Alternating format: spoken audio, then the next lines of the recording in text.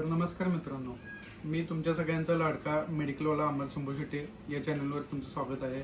तर आज आपण बघणार आहोत इंटरमिटंट फास्टिंग म्हणजे काय आणि ते कसं करायचं आणि त्याचे आपल्या शरीराला काय काय फायदे होतात आणि आपल्या शरीरातून थायरॉइड, BP, शुगर आणि सगळ्यात महत्त्वाचं म्हणजे वजन कमी होण्यास कसं मदत होते ते आता आपण आज या व्हिडिओच्या माध्यमातून आपण बघूया. तर चॅनलवर नवीन असाल तर चॅनलला सबस्क्राईब करा, व्हिडिओला लाईक करा आणि व्हिडिओ स्किप करू नका. खूप मोठा व्हिडिओ होणार आहे, त्यामुळे व्यवस्थित शेवटपर्यंत ऐका म्हणजे तुम्हाला इंटरमिडिएट फास्टिंग म्हणजे काय हे लक्षात येईल. तर चला व्हिडिओ चालू करूया. तर इंटरमिटंट फास्टिंग म्हणजे काय हे तुम्हाला मी माझ्या सोप्या सरळ शब्दात एकदम समजावून सांगतो म्हणजे तुम्हाला लक्षात येईल. तर मित्रांनो, इंटरमिटंट फास्टिंग हे पूर्ण सगळ्या जगात प्रसिद्ध आहे हेल्थ आणि फिटनेससाठी. आपल्या सगळ्या बॉलिवूडमधल्या सेलिब्रिटींचा जर तुम्ही इंटरव्ह्यू किंवा हेल्थ रिलेटेड कुठला इंटरव्ह्यू जरी बघितला तरी तुम्हाला लक्षात येईल की आपल्या बॉलिवूडमधील बऱ्यापैकी सगळे ॲक्टर किंवा ॲक्ट्रेस ते पण सांगतात की इंटरमिटंट फास्टिंगचा खूप फायदा त्यांना होतोय. काही लोक इंटरमिटंट फास्टिंग सोबत किटो डाएट पण करतात, लोक इंटरमिटंट फास्टिंग सोबत वर्कआउट सुद्धा करतात. पण असे खूप काही प्रश्न आहेत जे आपल्याला पडलेले असतात की इंटरमिटंट फास्टिंग हे काय आहे, ते करायचं कसं, किंवा त्याचे काय साईड इफेक्ट आहेत, काय त्याचा इफेक्ट कधीपासून चालू होतो, किती दिवसात फरक पडतो.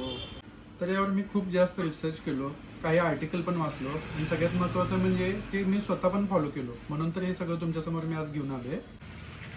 तर व्हिडिओ शेवटपर्यंत नक्की बघा आणि व्हिडिओ लक्षपूर्वक ऐका. तर इंटरमिटंट फास्टिंग म्हणजे काय आहे ते आज आपण बघूया. तर इंटरमिटंट फास्टिंगचे 3 टाईप असतात. त्यातलं पहिलं टाईप आता आपण बघूया. 16:8 म्हणजे 16 तास उपवास, 16 तास फास्टिंग आणि 8 तास आपण जेवायचं. पण असं नाही की 8 तासात आपण काय पण जेवायचं किंवा किती पण फास्ट फूड खायचं. 8 तासात आपल्याला हेल्दी जेवायचं आहे. तर सगळ्यात पहिला इंटरमिटंट फास्टिंगचं जे पहिलं टाईप आहे 16:8 रेशो, हे सगळीकडे जगात हेच प्रसिद्ध आहे. सगळेजण बऱ्यापैकी 90 ते 95% लोक जगात हेच फॉलो करतात. तर दुसरं इंटरमिटंट फास्टिंगचं टाईप आहे ईट स्टॉप ईट, म्हणजे 5 दिवस तुम्हाला आठवड्यातून जेवायचं आहे आणि 2 दिवस 24 तास उपवास करायचा आहे. आणि त्या 5 दिवसात तुम्ही नॉर्मल काही पण जेवू शकता, म्हणजे नॉर्मल आणि हेल्दी किंवा टायमिंग कोणतं पण चूज करू शकता तुम्ही. तर 5 दिवस खाऊन उरलेले 2 दिवस आपल्याला त्यातलं उपवास करायचा. आणि आता बघूया तिसरं टाईप म्हणजे काय, 5:2 फॉर्म्युला, म्हणजे आठवड्यातून 5 दिवस खायचं आणि 2 दिवस उपवास करायचं. ते 2 दिवस सलग नको, म्हणजे एकतर सोमवार ते शुक्रवार किंवा मंगळवार ते शनिवार असे हे. तर त्या 2 दिवसात तुम्ही हेल्दी खायचं आहे आणि लो कॅलरी जेवायचं आहे. तर 16:8 रेशोमध्ये त्यात काय असते, तर 16 तास आपल्याला उपवास करायचा असते आणि उरलेले 8 तासात आपल्याला जेवायचं असते 2 वेळा. ते 8 तास तुम्ही कुठलं पण चूज करू शकता, म्हणजे आपल्या टायमिंगनुसार, आपल्या जॉब किंवा बिझनेसच्या टायमिंगनुसार आपल्याला जसं वेळ मिळेल तसं आपण ते 8 तास चूज करू शकतो. तर इंटरमिटंट फास्टिंगमध्ये 16:8 रेशोमध्ये त्यात काय आपल्याला फायद्याचं आहे, तर थोडीशी मेहनत आणि चांगला रिझल्ट असं त्यात आपल्याला मिळू शकते. तर त्या 16:8 रेशोमध्ये आपल्याला 16 तासमधले 8 तास आपले झोपेतच जाणार आहेत, त्यामुळं उरलेले 8 तास आपल्याला मॅनेज करायचे. तर इंटरमिटंट फास्टिंग लोक कसं फॉलो करतात ते आता आपण बघूया. काही लोक सकाळी नाश्ता न करता डायरेक्ट 11 वाजता जेवतात, ते डायरेक्ट संध्याकाळी 7 वाजता जेवतात आणि तिथून रात्री 7 ते सकाळी 11पर्यंत इंटरमिडिएट फास्टिंग करतात, म्हणजे उपवास करतात. त्यात काहीच खात नाहीत, काही जेवत नाहीत. काही लोक आहेत ते दुपारी 12 वाजता जेवतात आणि त्यानंतर रात्री 8 वाजता जेवतात आणि त्याच्यानंतर रात्री 8 ते सकाळी 12पर्यंत काही खात नाहीत, त्यावेळी ते फास्टिंग करतात. आणि ज्यांना हे टायमिंग जमत नाही ती एक लोक काय करतात, दुपारी 1 वाजता ते रात्री 9 वाजता त्या दरम्यान जेवतात आणि रात्री 9 ते सकाळी 1पर्यंत, दुपारी 1पर्यंत फास्टिंग करतात. तर इंटरमिटंट फास्टिंगचे हे 3 टाईप आहेत.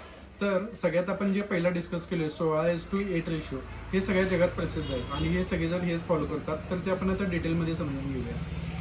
हे टाईम तुम्ही तुमच्या वेळेनुसार, तुमच्या कामानुसार तुम्ही मॅनेज करू शकता.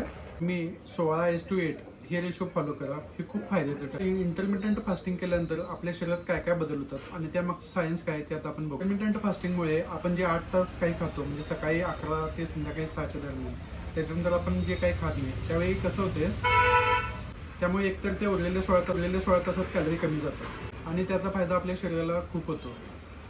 तर याच्यावर खूप ॲनिमल ट्रायल झाले, ह्युमन ट्रायल झाले. तर त्याच्यावरनं असं सिद्ध झालं की जी लोक इंटरमिटंट फास्टिंग करतात त्यांच्यामध्ये जर 16 तास उपवास केल्यानंतर त्यांच्यात फॅट बर्निंग हार्मोन ॲक्टिव्ह होतो. तो आपलं मेटाबॉलिझम स्ट्रॉंग करतो आणि तो आपल्याला वजन कमी करण्यास मदत करतो. आपले मेटाबॉलिझम 4% ते 12% पर्यंत वाढू शकते. ज्यांना डायबिटीज आहे त्यांच्यासाठी फायदा म्हणजे इन्सुलिन लेवल कमी होते.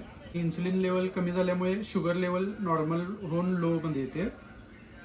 त्यामुळे टाईप 2 डायबिटीजचा धोका त्यांना कमी होतो. ह्युमन ग्रोथ हार्मोन हा पण ऍक्टिव्ह होतो. आपली बॉडी डेव्हलप करण्यासाठी त्याचा रोल आपल्या बॉडीमध्ये चांगला ठरतो. कंटिन्यू आपण इंटरमिडियंट फास्टिंग केला 3 ते 4 आठवड्यात तर ऑलमोस्ट 3 ते 8% आपल्या बॉडी फॅटमध्ये फरक दिसून येतो. आणि आपल्या कमरेची साईज म्हणजे जे इंचेस असतात ते पण 4% कमी येतात. भविष्यात आपल्याला होणाऱ्या कॅन्सरपासून बचाव होऊ शकतो. तसेच इंटरमिडियंट फास्टिंगचा उपयोग आपल्याला हार्टसाठी पण चांगला होतो. इंटरमिडियंट फास्टिंगमुळे आपल्या बॉडीमधील बॅड कोलेस्ट्रॉल कमी होते. तसेच इंटरमिडियंट फास्टिंग हार्टसाठी, शुगरवाल्यांसाठी, बीपीसाठी खूप फायदे आहेत. तरी सोपं आहे. दिवसातून 8 तास आपण जेवायचं आहे. 8 तास जेवायचं आहे म्हणजे 8 तासात आपण 2 ते 3 वेळा आपलं काय असेल ते आपण जेवणे आणि 16 तास उपवास. हे एकदम सोपं आहे आणि हे खूप प्रसिद्ध पण आहे. आता बघूया इंटरमिडियंट फास्टिंग कोणी कोणी करायचं नाही. तर ज्या महिला ब्रेस्ट फिडिंग करतात, ज्या महिला प्रेग्नन्सीसाठी ट्राय करत आहेत, कन्सिव्ह होण्यास ज्या महिला प्रेग्नंट आहेत त्या लोकांनी हे फॉलो नाही करायला पाहिजे. आणि जी लोक आधीपासूनच अंडरवेट आहेत त्यांनी पण हे ट्राय नाही करायला. ज्या लोकांना आधीपासूनच जास्त गोळ्या चालू आहेत त्या लोकांनी पण हे नाही करायला पाहिजे. पण माझं मत असं आहे की सगळ्यांनी हे ट्राय करायला पाहिजे. आणि ज्यावेळी आपल्याला त्यामुळे कुठं प्रॉब्लेम येत असेल तर आपण तिथं थांबायला पाहिजे. तर सगळ्यात महत्त्वाचं 16 तास फास्टिंग नंतर आपल्याला असं करायचं नाही की 16 तास फास्टिंग केले तर 8 तासात आपण फास्ट फूड खायचं किंवा जादा कॅलरी इंटेक करायचं, असं करायचं नाही. 8 तासात आपल्याला हेल्दी आणि चांगलं खायचं. तर ते उरलेल्या 16 तासात आपण काय काय करू शकतोय. तर ब्लॅक कॉफी घेऊ शकतोय, चहा घेऊ शकतोय. ब्लॅक कॉफी आणि चहा हे बिना शुगरचं आणि बिना दुधाचं हे घेऊ शकतोय आपण. त्या सगळ्यात मोठा रोल ठरतोय तो ग्रीन टीचा. ग्रीन टी पण आपण त्यात 2 ते 3 वेळा आपण घेऊ शकतो. तर अशा पद्धतीनं आपण जगात जे सगळीकडे प्रसिद्ध आहे जे 16:8 रेशो हे आपण फॉलो करूया. तर आजच्या व्हिडिओमध्ये एवढंच. तर अशाच चांगल्या हेल्दी आणि इन्फॉर्मेटिव्ह माहितीसाठी व्हिडिओला लाईक करा, चॅनलला सबस्क्राईब करा आणि तुमचे काही प्रश्न असतील तर कमेंट बॉक्समध्ये नक्की विचारा. तर मित्रांनो, इंटरमिडियंट फास्टिंग म्हणजे हे काय डाएटचा किंवा डाएटचा कोणता भाग नाही आहे, तर एक हेल्दी लाईफस्टाईल आहे. आणि इंटरमिडियंट फास्टिंग हे तुम्ही जेवढं जास्त आणि जेवढं लॉंग टर्म फॉलो करशील तेवढं त्याचा रिझल्ट तुम्हाला चांगला मिळेल. तर इंटरमिडियंट फास्टिंगमुळे आपली बॉडी ऑटोमॅटिक ऑटोफेजीला जाते. तर ऑटोफेजी म्हणजे काय तुम्हाला थोडक्यात सांगतो. ऑटोफेजी म्हणजे आपली बॉडी स्वतःला स्वतःचे म्हणजे प्रॉब्लेम रिकवर करते. म्हणजे जसं की थायरॉइड असेल किंवा वजन जास्त असेल, शुगर असेल, हे तुम्हाला मी आता थोडक्यात सांगतो. इतर येणाऱ्या काळात हे तुम्हाला व्हिडिओ मी ऑटोफेजी म्हणजे काय हे तुम्हाला डिटेलमध्ये सांगतो.